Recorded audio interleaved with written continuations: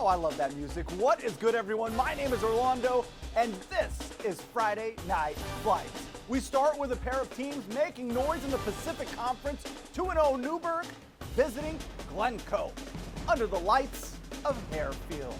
And you gotta see this. Levi Darrell to Owen Howley. How did he hold on to that pass? I had to put this one in slow motion. That is just tough. Tigers cruise past the Crimson Tide, 41-0. In the Three Rivers League, West Lynn has opened the season with 2 blowout wins. But in their way this week, a Tiger team that's beaten them 4 straight times. Home sweet home for the Tigers, family and friends in the form of cardboard.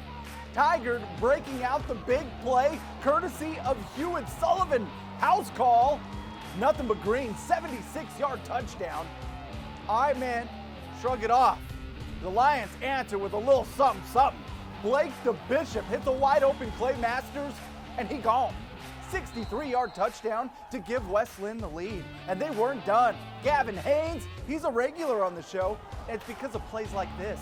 The Oregon State commit making it look easy. West Lynn holds on for the win, 35-15. Let's head down to Tualatin, the Timberwolves, facing off with Lake Ridge. Cardboard fans a little flat this week. Tualatin cheerleaders couldn't fire them up. They tried. We almost had our moment of the night. Jake Reichel, you may have heard his brothers are playing a little basketball tournament at the dance. Well, he's got the pick, but he doesn't because there's a flag on the play. Pass interference is the call. Tualatin wins it 42-33. After missing the first 2 weeks of the season because of COVID protocols, Lake Oswego back on the field hosting Oregon City. Laker Nation grateful to have football again, their first game since December 2019.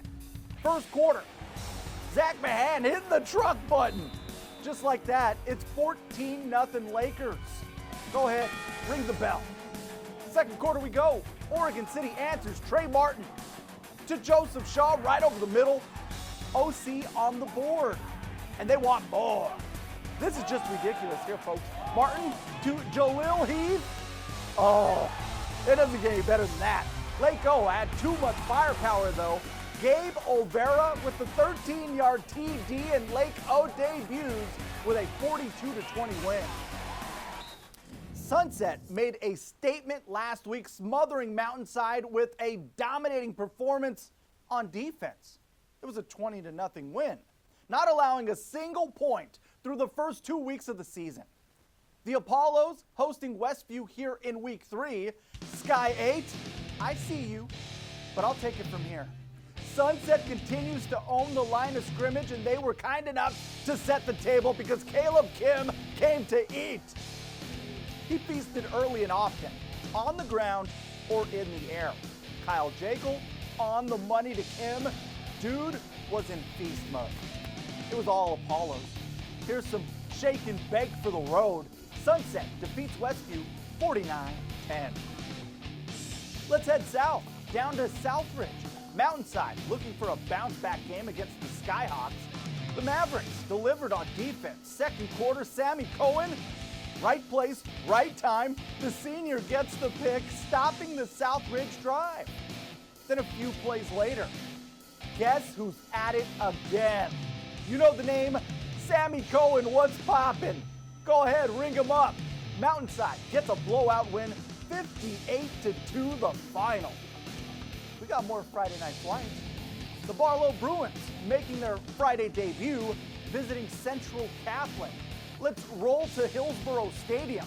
The defending champs going to work. Luke Johnson, quick pass to Strider Todd Fields. Rams serving up touchdowns. Central Catholic in the red zone again. Luke Johnson, back of the end zone. Jordan King, he'll take it from here. Not the usual score fest we get from these two, but Central Catholic gets a 21-7 win. Let's head east. Our next stop is Jesuit. The Crusaders hosting Sherwood. Sky 8 providing the views from Beaverton. Sherwood up 14-0, but here comes the Crusaders. Tatum Lewis, what a pass to Spencer McKilligan. Those two have another year together this fall.